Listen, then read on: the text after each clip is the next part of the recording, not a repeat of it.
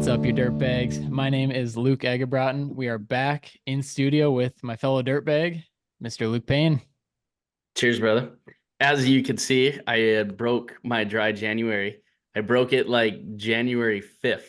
I Yeah, went I was gonna wait till we started the podcast to say something about that, and I figured it's just one of those Bush Light can koozies, like and you're actually NAs. hiding like an apple juice in there. But Yeah, no, I went out. I was actually meeting with the owner of that plumbing company that we're looking to purchase and yeah, dialing some things in. And, we were there for probably 5.5 hours. And he's like, we need a beer at some point, Luke. And I told him, and I was like, I told my wife I was doing dry January. He kind of looks at me and he goes, you need a beer. I was like, yeah, twist my arm. I'm in. So we had a couple, played a little blackjack, and it was a good time. oh, you play I blackjack. wasn't very happy though. Oh yeah, of course. But so Yeah. is that something we're able to touch on a little bit? Is like how's all that going? It's going. I don't know if I can name names on Yeah. anything yet. We met for lunch and then we met again. I've signed an NDA. We've talked about a lot of like what is to come, what's expected. Him and I really touched on company dynamics. We talked about just a whole bunch of different things. I actually, excuse me, reached out to James Saxkama, however you Stixma? pronounce it. Yeah, Stixma. And he sent me his list of questions that he had for when he Yeah. acquired. So that was very helpful. So shout out Yeah. to you. Yeah, James is awesome. I mean, he just that podcast we recorded with him is really cool to see his process of, what business should I buy? And it could be any business, but it's got to have a certain a certain aspect that he's looking for. It's got to Yep. make money and he's got to be able to come in and revitalize it. So that episode was one of my favorites and a big reason why I'm super excited for this one today. We have a very, very special guest. Over $1.2 billion in acquisitions. We've got our good friend, CEO, president, all the above, Mr. Shawn Bonnington. How we doing, man? Doing great. Also engaging in a dry January, but not on Bush lattes. For me, it was sugar. So I'm There you holding go. holding strong. I saw a statistic that 70% of New Year's resolutions fail by the second Friday in January. So that's my watershed moment right there. If I can get through Friday with no sugar, then I guess that's success, and I can fail after that. But What's your Shawn? What's your Thanks go-to for then really for rubbing that sugar? in, Shawn. yeah, you got it. What'd you say, Luke? Sorry, I interrupted you. What's your go-to? What's your guilty sugar? Definitely pilfering the kids' Halloween candy, whatever it is. There's the dad tax. As long as there's chocolate in there, there is a separate bucket that is kids approved candy, and then you've got dad's taxed candy, which is all the chocolate. There you go. I'm a big Reese's guy myself, so There you go. there we go. Hell yeah. Uh, so Shawn, we kind of touched on it in the intro a little bit, but you are a startup phenom. I mean, you seem just with talking with you and getting to know you, you've done so much and you seem to move so quickly. But I know you've learned a ton. So Luke and I are excited to dive into it here. If you don't mind, let's start with VizaLogix, where we are present day, and then we can kind of backtrack and figure out how we got to this point. So VizaLogix, the company, you're in Tampa, Florida right now. Where are we, and how are we connecting the industry here? Fun story. VizaLogix was a boardroom meeting about ideas in underutilized products after the successful acquisition and exit from Fetch Robotics. Every time after an acquisition, you're excited, you've closed the deal, and then you kind of look around the room, you go, well, what the hell am I going to do now? Yeah.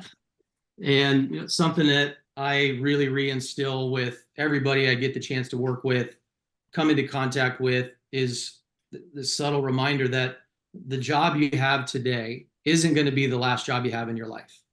And for some people, that's a really revelatory moment. And you got to start thinking about your future self and what are you doing today to help support that future individual that is essentially yourself, but it's you that's reaping the rewards of the investment that you in the present moment make.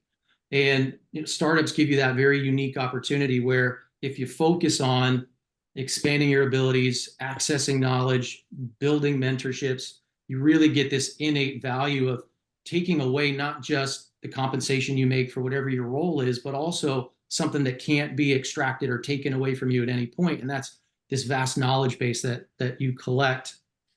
So kind of understanding that you're looking around the room, you don't know what the hell you're going to do next. You just closed, everything's exciting. And then it's the reality of, well, that wasn't the last job I'm going to have. I really enjoyed doing this. What's next? And got together in a boardroom with a couple other industry leaders that had some ideas and had some products that they'd thought about or kind of coded, but weren't really in the market, hadn't found commercial success.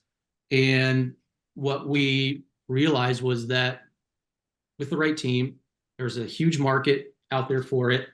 And the technology itself had a lot of IP opportunities around it.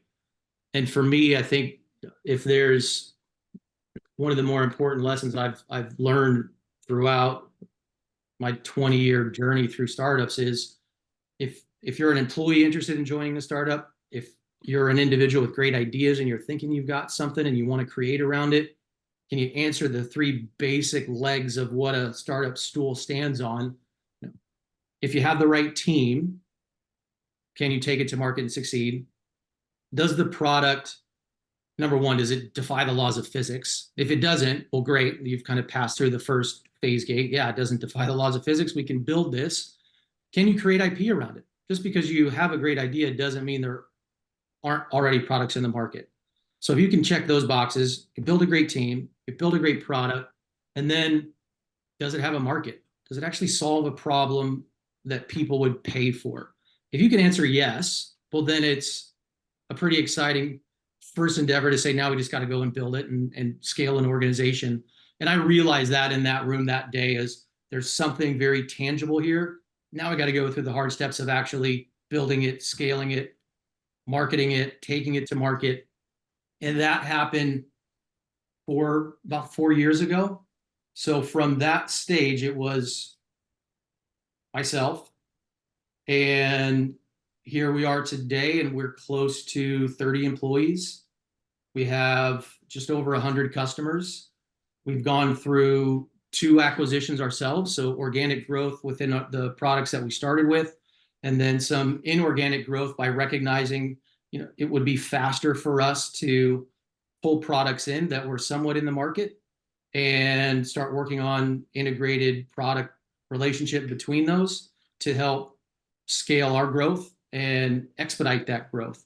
So I hate to say 4 short years because it's been 4 years of late nights, weekend work, all the stress that comes along with making sure that everybody's paychecks cash on Fridays. You've got work for people in a month and 6 months. You're keeping your customers happy. You're keeping investors happy.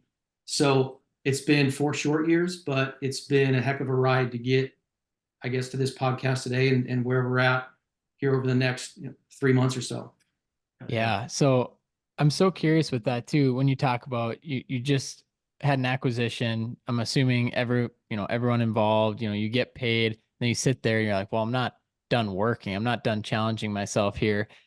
But then as you're talking about VizaLogix and the 4 short years, but 4 long years of what's been going on. And did you ever think like maybe this wasn't a great idea, or maybe I should have just gone a different route when you're trying to make payroll and, set other people up for success? Or what were your thoughts there? Have you ever had any doubts? I've only ever doubted if our messaging was strong enough to convey Sure. the value to the customers. And I don't say that lightly because I think that may potentially come across with some level of overconfidence. But I think if you do your research up front and you really have an understanding of the market, gaps in what products are available today, then what you've built is right. But it doesn't always mean that you're finding the people that can use the products effectively at a cost that allows you to keep the doors open. So there absolutely have been moments where I've recognized that I think our messaging was wrong. when we get in front of customers, the value proposition is immediate. Man, you guys have got really great solution. There's nothing else out there like it. Where have you guys been? Well, that's kind of like an oh shit moment. Well, we've been here for 4 years and you guys have been here for much longer. Why did it take us so long to find you? That's the biggest challenge, I think, for all startups, is identifying those marketing channels that effectively work at a cost-effective point. And I know we're getting much better at that. And that's really exciting to now see the reward delivered back to the sales reps that have been here since the beginning and have just wanted a lead. And the product team that's built great products and just wanted to hear a customer say, man, you really saved my butt. You've built a great product. Our customer support reps that wanted to hear a customer say, thank you. You helped me out through training, or I had a bug and you fixed it. So for me, that marketing aspect of a company's products and the value and where do you find those customers is so critical to long-term success. And being there now, it validates a lot of those early, to your point, not concerns, did we build the right thing, but how the heck are we going to get it out to a market that's so large? And man, it's damn exciting now. You got people coming to the website and asking for demos, and you go to a trade show and people know who your product is and who your company is.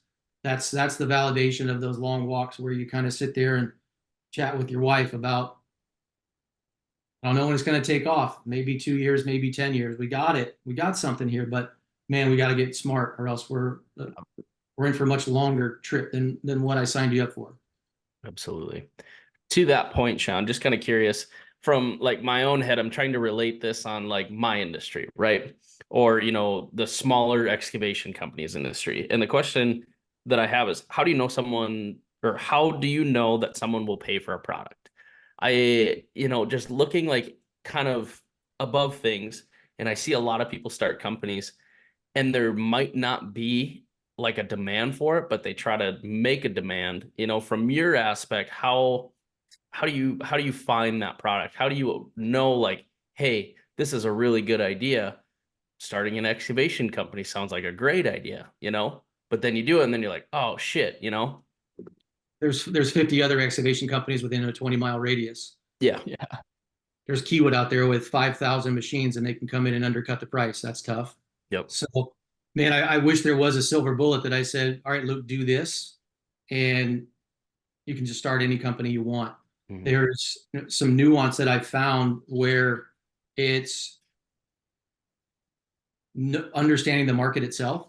So very infrequently do individuals start businesses where they're not subject matter experts. It's usually individuals that identify a problem, they go to try to find a solution, and then the solution doesn't exist. And then they start doing a little bit of research, have a conversation with a couple peers and say, is this a product? Is this something? And I think that's step one, is usually you emerge with a product or a company based off of your knowledge of the industry. And then from there, what you typically want to do is go out and do a little bit more of that market research before you dive into the deep end and cash in your 401k, or go out and borrow money from a bank, or pull in friends and family investment. Go out and talk to potential customers. I wouldn't talk to competitors, talk to potential customers. Hey, if it is moving dirt, how many bids do you typically get for the pre-phase planning stage of just leveling the site? Do you get 2? Do you get 10? Because if you get 10, that might be tough. Then now we're bidding based on price, not on capabilities. If it's 2, I think that's a good indicator that there's a market available for more competition. That customer-based market research is really where I found the success. And I didn't come up with it. I learned that from one of my mentors. He shared a story, and I love this one. I probably told it 100 times. Back to my Zonar Systems days, there were five guys that came together and started a company that eventually was sold for hundreds of millions of dollars. And I was fortunate enough to be one of the first 30 or so employees there. And I got a real unique chance to connect with them and develop mentorships. And they had mentors as well. And the whole idea behind Zonar was a handheld RFID reader that would read quarter-sized RFID chips that would be placed around a piece of equipment or around a truck to enforce that pre-trip inspection. And that pre-trip inspection is a compliance requirement. FMCSA, DOT, MSHA, OSHA require you to walk around and do an inspection. But it was never verified. It was always a paper process. It was always paper whipped, if it was even done. So this tool was novel in its concept. There was nothing out there like it. And it forced an operator to pick up this handheld RFID reader, scan a tag, and when they scanned the tag, there would be a drop-down menu of items that they needed to check when they were in that specific area of that specific type of truck or machine. That was what the product became. Before the product started, it was a hand-carved wooden tool that a Freightliner truck sales rep came up with, and he ran into a couple guys randomly at a barbecue that had some business experience. One of them had a connection with a couple guys that were electrical engineers and software developers. So they brought their group together. They didn't have any money, but they thought they had a great idea. Electrical engineer, software developer of that 5, his mentor had started a company called Z-Tech that he sold for hundreds of millions of dollars himself. So Mike McQuaid, the individual that started Zonar with his 4 partners, he took that mentor of his out to breakfast. He said, all right, Clyde, I think we got an idea. Here's what it is. Here's this prototype wooden carved out RFID reader. What do you think? He said, Mike, give me 24 hours. 24 hours, he comes back. They sit back down for breakfast. Maybe it was 48. Sometimes you embellish stories that are handed down from 15 years ago. Maybe he gave him 2 days. He comes back together and he says, here's what I did. After you left, I stayed at this restaurant and I went and I talked to truck drivers and I explained to them what you explained to me. And I talked to a lot of them. Every single one of them said, if we had that product, we would buy it and everybody would use it. If it complied with the federal government and it eliminated paper, we would buy it. He said, Mike, I've got something for you. He slid over a check. He said, call me tomorrow and tell me how much I bought. Mike flipped the check over and it was $1 million. That was the seed capital to start what turned into a couple $100 million acquisition. And it all started with very basic market research. Talk to the people that could buy the product, not the business experts, not the venture capitalists, not the banks. They don't have a vested interest in the product succeeding or failing because eventually they're going to get either the company if it fails or they're going to get their money back with interest. Talk to the people that could use it.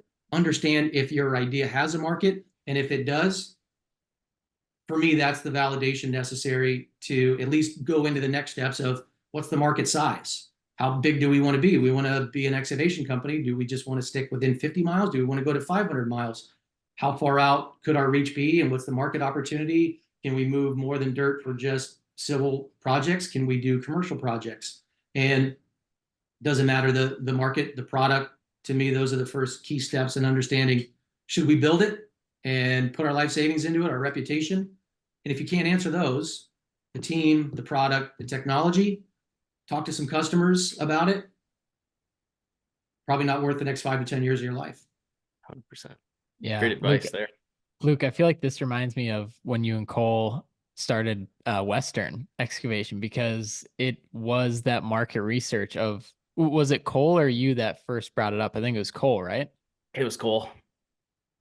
Yeah. And just understanding like the competition and understanding the supply and demand and what is out there, and then understanding the logistics of how you can make that work. I mean, you just had to do your market research before diving headfirst into it, because if it was somewhere else and you looked and yeah, there's 10 companies bidding on the job and there's just too many companies, you probably wouldn't have done it.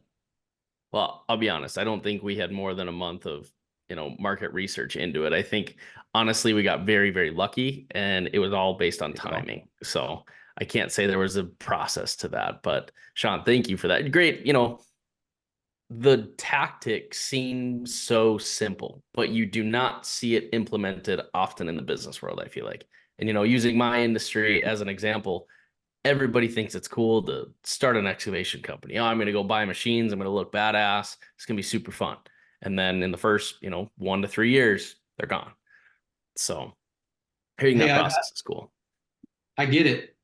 operating heavy machinery is a pretty kick-ass way to earn a living. And if you can sit behind a dozer, an excavator, or a haul truck every single day and own your own destiny, it's a pretty appealing option. Yep. Well, and Luke, to that point, think about how many questions we get of like, hey, I want to start this company. What do you guys think? By implementing what Shawn just said, you're going to give yourself a very good idea if it should happen or not. Yeah, and every single market is different. I mean, because Luke, you and I don't have the answers, and that's why we're very careful about telling people how to do certain things, because people handle debt differently. People handle their customers differently. And so a lot of it, you can provide them a framework maybe to work within, but at the end of the day, they have to go out and do it and then figure out those answers themselves. Absolutely. Yeah. People have to make their own decisions. It's like Shawn had mentioned, there's great to get involvement with mentors. And that's something that I know I have to do better on. Shawn, you had mentioned kind of in our talk before the podcast, you were a mentor collector. Yeah. What do you look for in your mentors? It's interesting that I don't know, I've never really been asked that before, but everywhere I've gone, I think I can start to categorize this archetype of what each of these mentors is. And I think for me, there's clearly some correlation between enjoyment of the conversation and extracting knowledge from them. But I think their personality type also matches the fulfillment of sharing the knowledge that they've built up.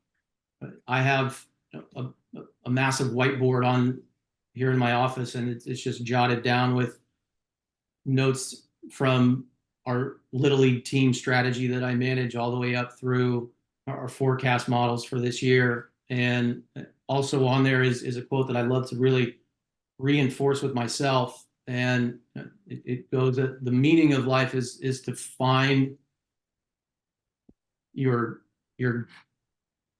gift, and the purpose of life is to give it away. And for me, that I learned that kind of concept of giving back and not giving people a hand, but giving people a hand up and kind of lifting them up along the process. I'd say my first mentor was my dad. He owned a construction company. So for me, the first time I asked for allowance, it was, all right, great, we'll get the tool belt on and you'll be to work tomorrow. And that is exactly how it went. And one of the thing I can always remember for him is he always just say, let's get cracking. Every single morning, let's get cracking. Let's start cracking wood. Let's start cracking nails. Let's start cracking of the machines.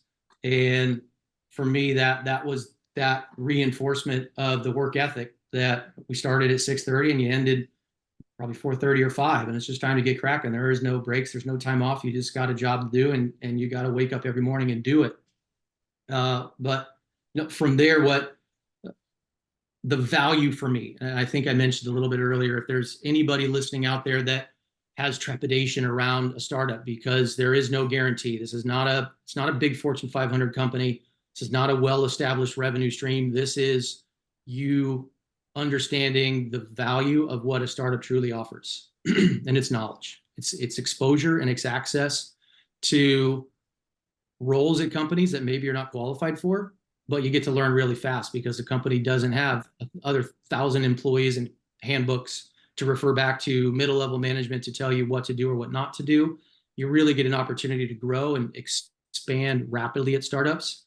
But more importantly than that, if it's the right startup, you're given access to the executive team, whether that's the CFO, if you're interested in finance, the chief digital officer or chief technology officer, if you're leaning towards product management or development, day-to-day almost conversations that you're provided access to. And if it's the right leader and you approach them with the right attitude, they're going to open up a lot of information that would take you an MBA, a PhD, or a stop with one of the big consulting firms to learn. And that's how to build a business, how to scale a business, how to treat employees the right way to where they're excited to go to work.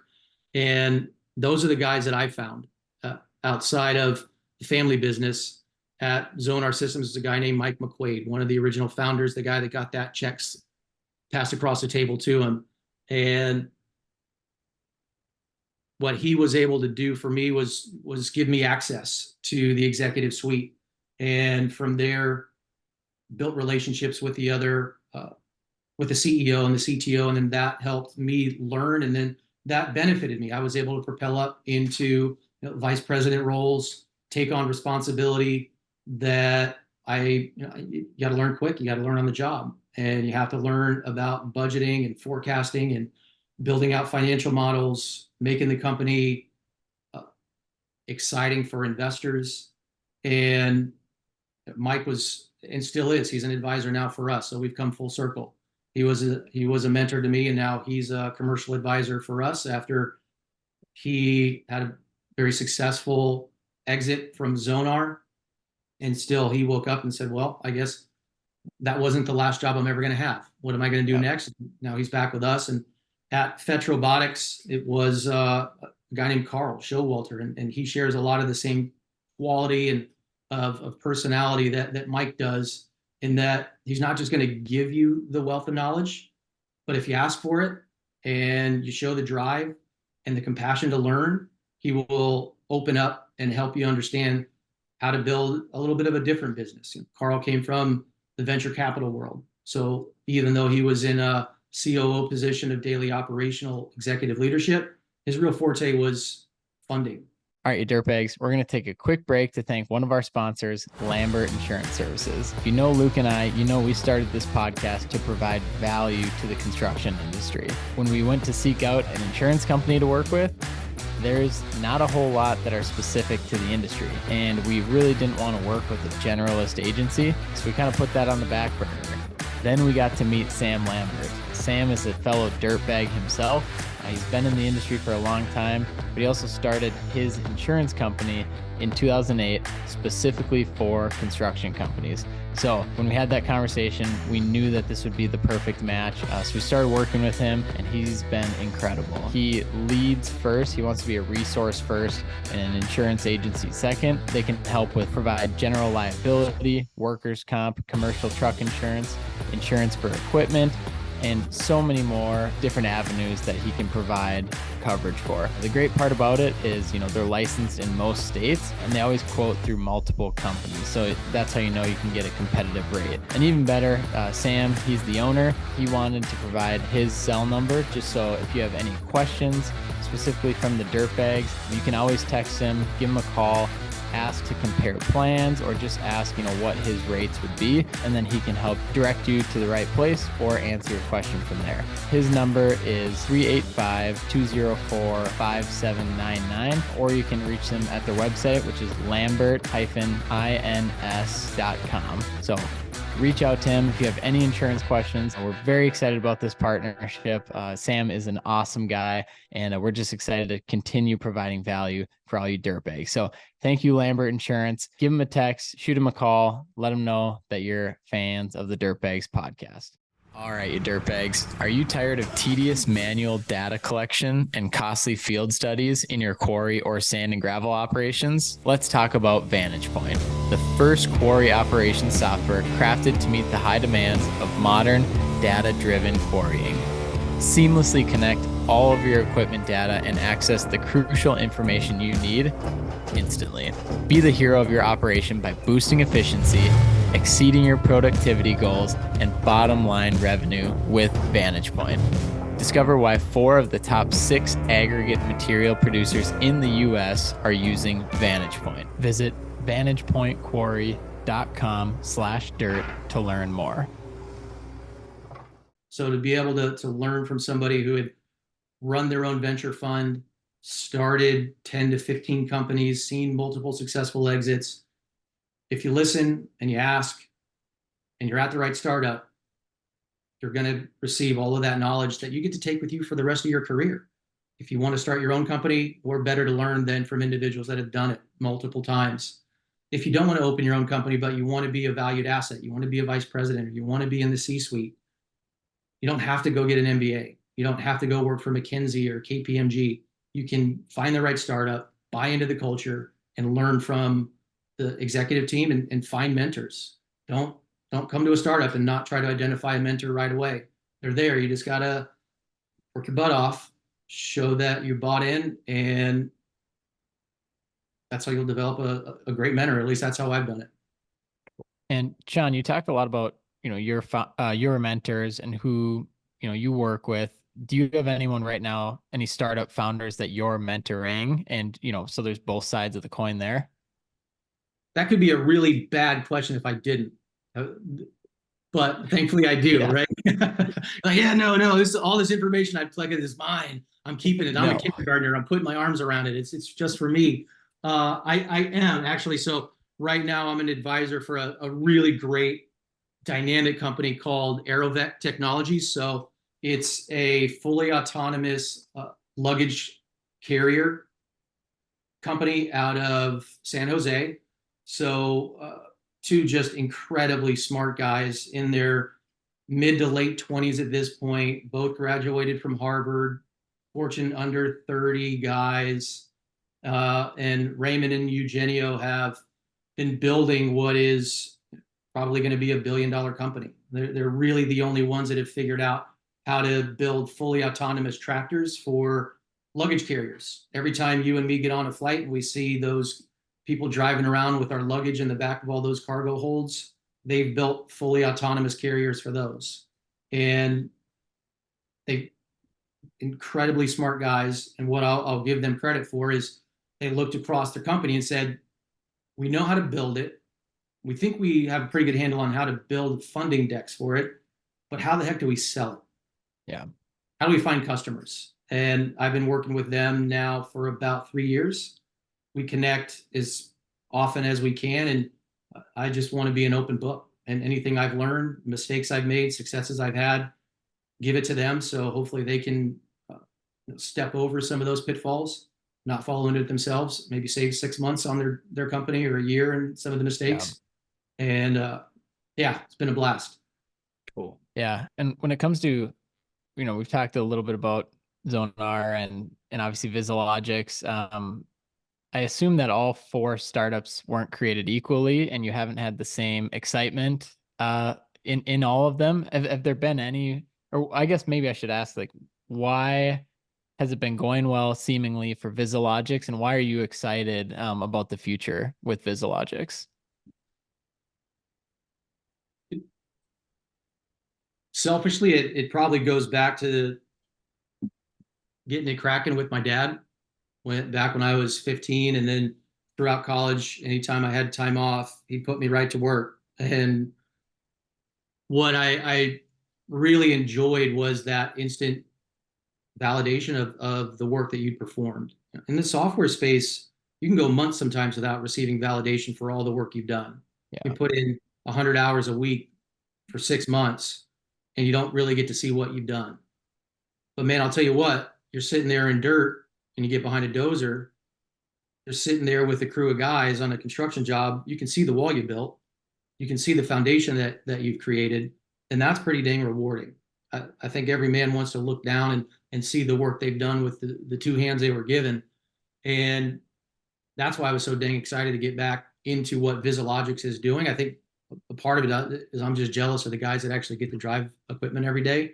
They get to wake up, put on a belt, sheath out their hammer and go beat down some nails. And for me to be back in that space with guys that I truly just enjoy. I've never enjoyed a market as much as the construction equipment space, construction vertical market. And the last startup I was at, it was a really stark reminder that you better love what you're doing, or else, the days will seem like weeks. I think there were times where one day felt like a month at a company that certainly delivered a solution that solved problems, but it wasn't where you could look across at your day's work and feel especially proud of it. And at VizaLogix, I get excited to go to sleep on Sundays because that's just me one minute closer to waking up on a Monday and building great products, talking to guys that are out there in the field and driving a service truck or rolling down in a rock truck, moving granite, blowing stuff up in quarries. So big time for me, the excitement to be back in a space with guys that I think I'd probably want to trade shoes with more days than I wouldn't is why I get excited to wake up. Cool. No, construction industry is fun. I wish I knew more about the software industry. I just don't know. I'll be honest with you, Shawn. I don't think I have the headspace for it. What I've seen with people in that industry is just very cool to see their thought process. I'm kind of all over the board to where like I have to physically see things. So yeah, no for me on that one, but it's really cool to hear about your success and just, how it came to fruition and, all of that fun thing. So no, I had, so a couple other things from when we were talking about as well. So VizaLogix, I was looking on their site earlier. I'm looking on it right now, and you have your market specific solutions, right? You have your aerospace, your automotive, your call center, cybersecurity, equipment manufacturing, equipment dealers, and kind of so on. How did you pick those industries? Like, was there certain things within them that had likeness with each other? And you're like, yep, this is kind of a uniform fit for all of them. I think if you read off all those vertical markets again, you'd understand the ulcers that our director of marketing has. Yep. How challenging it is to go out Yep. and find an ideal customer profile and the buyer personas for 6 different vertical markets, and then the sub verticals within those, albeit within the same software. And I think in total transparency, we built these products for the construction equipment industry. What we knew the challenges were, we had products, we built products to solve those problems. And what we didn't know was that there are a lot of sinuous tissue that connect the construction equipment space with other equipment vertical markets. And we kind of fell backwards into it. I wish there was this really cool story that I could share, that we did a tremendous amount of market research, and we knew that if we just spent X amount of advertising dollars and created a digital plan for the commercial restaurant space, that we'd succeed. But what happened was we built a great product for a vertical market, solved problems to help connect dealers, manufacturers, and their customers together. If you can connect those 3 pieces of the economy, that value chain, the OEM that deals directly with their dealership, but also wants to work with the customer, and then the dealership to the customer, which is their lifeblood, and then the customer back to those 2, well, then that solves a lot of really big problems. That value chain exists in a lot of other vertical markets besides just construction equipment. Mm-hmm. And we had prospects come to us and say, sounds like you built something really cool for construction equipment. Would it work for the commercial kitchen? And we said, let's figure it out. Let's give you a couple licenses. Let's try it. We think so, because you have a remote deep fryer that broke down. You're responsible to fix it. You're 40 miles away. Is it more efficient to remotely connect into that down machine with some augmented reality tools and help the customer self-fix? Yeah, that sounds a lot like a construction equipment dealership trying to fix a bulldozer. That's 100 miles away, very expensive to go touch. And if you can help that customer with a bush fix, well, you just save the customer downtime so they can move material. You save the dealership a truck roll, so they don't have to spend a couple $100 to send somebody out there just to determine, oh yeah, you just got to flick this switch. And we found that this is a great use case. I think it's somewhere on our website. Heineken down in Central America, outside of being just a distributor of great potables, they also supply the coolers in Central America. So that big Heineken cooler is actually provided by Heineken and their distributors. The distributor is responsible for that cooler to stay cool.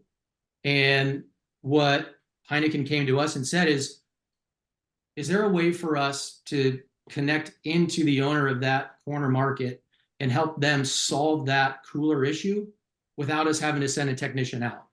And we said, yeah, we think so. Let's put a QR code on the side of that cooler.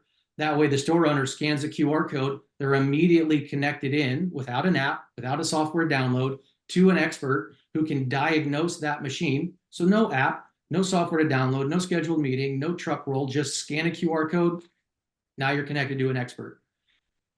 That simple process right there. And the augmented reality tools are fantastic. It allows the expert agent to draw on the customer's screen to say counterclockwise 3 times this way, or see that red switch, flip that. and they saw a reduction in their service road calls by 70%. 70% reduction. Didn't end up being the greatest long-term expansion model for us because they cut down so many road calls through the uses of our service that they didn't need to add any more licenses. Right. But it was a great opportunity for us to see that if you build a great tool that solves a universal problem, there's probably tertiary markets that you'll be able to find some successes in. And we're really starting to find a lot of success in that commercial kitchen space, in retail distribution, outside of just commercial construction equipment, call centers. So Bosch is a great global recognized company. They're a tremendous user of our products within, I think, 4 or 5 different call centers that they have for various products that they offer. So it's a lot of fun to have a product that has that diversity, but dang, it's a pretty big challenge too, to be able to go out and find all those people where they live. We're in 16 different countries right now with all of the products. So then it's not only finding the customers in all these different vertical markets, trying to build a succinct message. So when you come to our website, you go, man, these guys are talking to me. We had some pretty high bounce rates initially because we weren't talking to the customers in the right way. They came and they go, nope, wrong guys, not talking to me, don't know what this company is, I'm going to leave. So being flexible enough to recognize you're not going to figure it all out, but maintain access to data and pivot quickly is and has been a pretty big key to our success and ability to not just rely on one vertical market for success. Is that market research, kind of like you explained earlier, does it become like the same process when you're looking at those verticals? It does. It does. Okay. It does. Yeah. So that's where you start to get in some of the let me be polite here. The terminology used by venture capitalists. What's your customer acquisition cost? And if you can start to understand what your customer acquisition costs are, what your sales cycle lengths are, what your average revenue per customer is, your ARPU, based on those early wins in your non-key verticals. So it's nice to say, wow, we won in the commercial kitchen space. That's just a one-off. We're not going to spend there. Or you can do what most smart companies do, and you just start to analyze the data. Start to look at your web traffic, look at your trade show budget, look at your digital ad spend, and say, if we know that the data is true, because data can't be manipulated, typically you don't want to, it's just data is data. And you start to see, if we invest X in this market, we'll see expansion based on our customer acquisition cost, our digital ad spend, our sales cycle length, our average revenue per customer. Man, it makes sense. Let's go into this market. Or those guys are just a one-off. Let's not focus on that market. We'll support the heck out of that customer. They're a great customer, but there's not a lot of other customers that look like them. So let's not go deviate 6 months of our product roadmap, hire sales reps, focus BDR attention on that, digital ad spending. And I think those are some of the tools that you pick up when you grab a mentor. It's somebody to say, here's what to focus on. Just because you got one customer doesn't mean there's 10 more that look like it or 1,000 more that look like it. Do a little bit of research. Test around with a little bit of ad spend. Start to understand what your cost to acquire a customer is. What's your general profit margin on that product? Does it sustain over multiple customers? And if all those answers are yes, well, then you go for it. Sweet. It's cool to kind of understand that process. Yeah. And as you're talking about these different markets, I just keep reminding myself that this is startup number 4, and you move so quickly in this world. And one thing that I wrote down actually is, how do you, with your mindset and your mentality, how do you stay focused on VizaLogix while trying to put the blinders on with other shiny objects of other businesses? But also I'm sure you kind of filter them in and out, because can they be useful in VizaLogix or a current company? But yeah, I guess, how do you keep the blinders on and avoid the shiny object syndrome? Yeah, for me, and I think this is probably just part of the upbringing that I had. I was I won't go too far into it because it wasn't a question that was asked, but it does deliver some of the reasoning behind the answer for the actual question.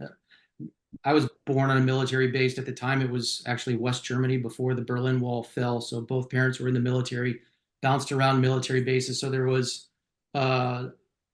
understanding from an early age of duty and honor and commitment. And for me, that shiny object syndrome doesn't really come into play because I make a covenant with everybody that I work with that we've made a commitment, and my commitment is I'm not going to fail. And the only way I can't fail is to just do this 100 hours a week. And I've got an incredible wife that believes in everything that we do and recognizes the hard work that it takes and the extra hours and all the travel and the canceled vacations, the time away from kids' events, but it's all for that covenant that she and I made, and then the one that I make to the people that I'm blessed to work with. And that may be simplistic, but for me, that's that duty and honor and commitment that if you stand around a room and you tell people, you come with me, we're going to succeed, you damn well better succeed, or you better not fall off the rails and try to exit early and leave everybody else holding your bag of promises. Yeah, whatever you start, you finish, right? And I think so often entrepreneurs can lose that sight, especially probably in the startup world where they just have an idea, they get it rolling, and then they almost abandon their team and everyone that's been pushing them to get there. But would you say typically in that world, the end goal is an acquisition? What would be some other options, I guess, in the startup world besides an acquisition?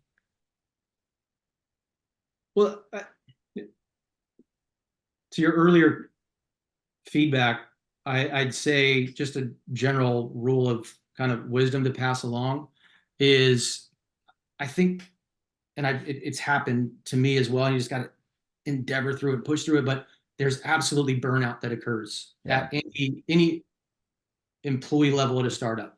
You grind and you grind, and maybe you had an idea, I'm going to do this for 3 years and then we'll get acquired, or I'm going to do this for 2 years and we'll get acquired.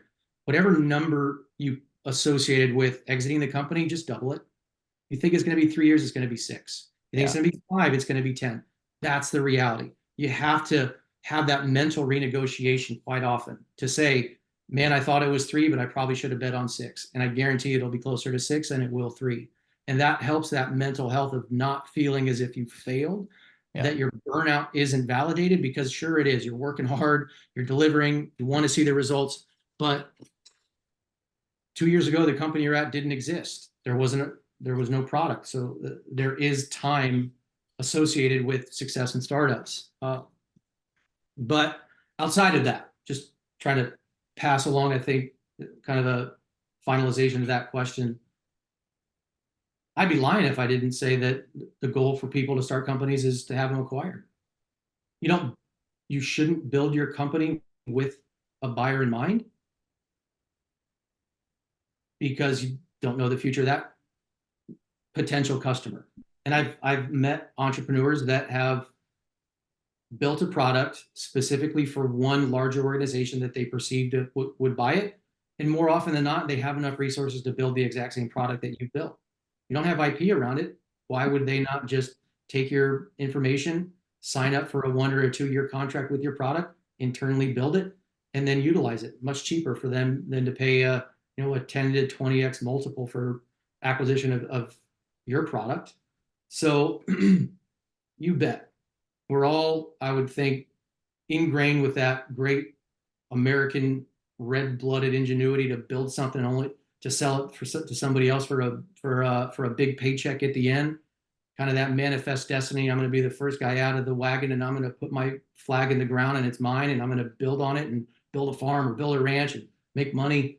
Not too different than that. I think there's a whole bunch of fun-loving cowboys that are entrepreneurs in the startup space, and probably picking up that wanderlust from the old West, and just I would just say you build it to be profitable. You build it to solve customers' problems. And if you can do that and be profitable and solve real problems and have a great team and have products that are protected by IP, buyers will come.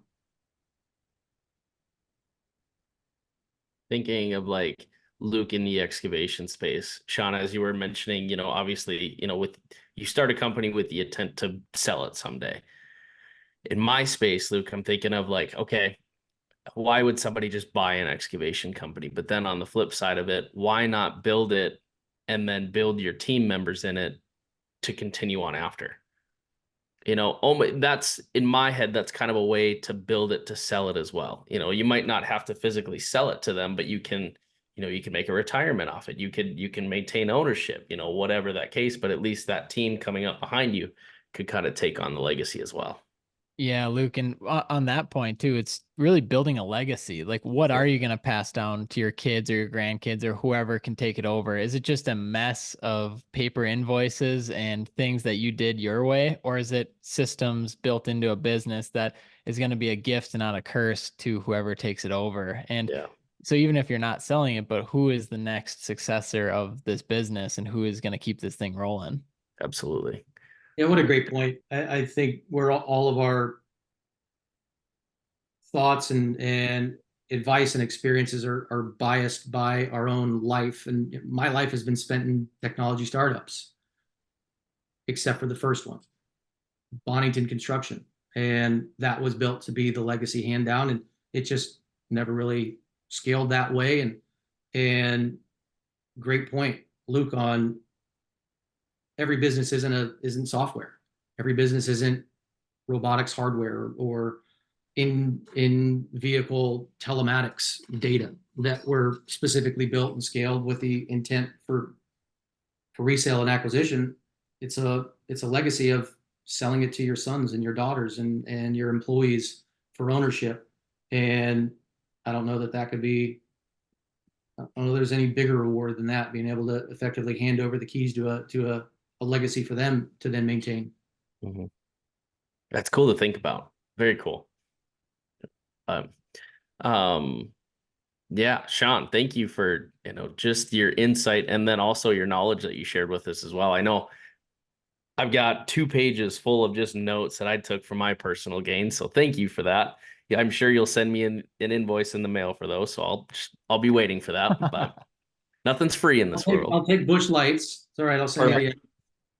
Perfect. There we go. Shawn, as we're moving forward here, I know we're talking before the show of just when Luke and I are gonna catch you at one of the next trade shows and things like that. But for anyone listening, like, where can they find you or anyone at your company, to learn more, to talk to you? You going to any shows coming up? Like, what does that look like? Yeah, it's a busy year for us. I know, just kind of off the top of my head, I've got a speaking panel at the AEMP Shift conference in Phoenix this quarter. Next week, yeah, there we go. Next week, I'll be in Las Vegas at the AED, Association of Equipment Dealerships show. We'll be at Mine Expo. There's another show called CFESA, CFESA, that's commercial restaurant space. We'll be there. I've got a roundtable event for the Pit and Quarry Published magazine. They do an annual roundtable event with some business owners and a lot of quarry management leadership. So I'll be down there in February as well. And I think we'll be at World of Concrete at the same time. So I think overall there's probably 12 shows this year that we'll be at. Those are the ones that I think we've got handled for the next 3 or 4 months. So busy schedule. Yeah, you're starting to list all of them off, and all of a sudden you said, yeah, in February, and I was like, oh, we're still in Q1 here. So we're that's busy. A lot of travel these upcoming months. Holy cow. That's exciting. Good stuff though. Yeah, I know Luke and I are excited to, we're going to more and more shows now as kind of the dirt bags is getting rolling here. And so it's been a lot of fun, and we can't thank you enough for all that you've done for us. And then also just being on the show. I love how this episode went and what we got to dive into. And like Luke said, I mean, his pages of notes, I think I have even more. So I think always a competition with this guy. I tell you what. Yeah, I have 3 pages. So yeah. but no, I just think there's going to be a lot more to come even after this episode. A lot of follow up, a lot more as our listeners are diving into this. So we're excited to keep the ball rolling with you and, continue to dive in. Yeah, you guys have been great. You guys put out just a great show, so informative. I think you're talking to the right people. You're really helping expose the marketplace to different ideas and different voices, but ultimately with the same focus of just helping people. Yeah. And really enjoy that. I don't know if this ultimately helps anybody, but if there's just one person that goes, I like that, then it's been one of the better hours that I've spent in a long time. So if I had a hat, I'd tip it to both of you guys. If I had a drink, I'd cheers you with it. But for nothing else, thank you guys for the time. This has been great, and maybe we'll do it again sometime later in the year. Look forward to it. Absolutely. Thank you so much. We've got Shawn Bonnington. We appreciate you, man. The myth, the dirtbag. See you guys.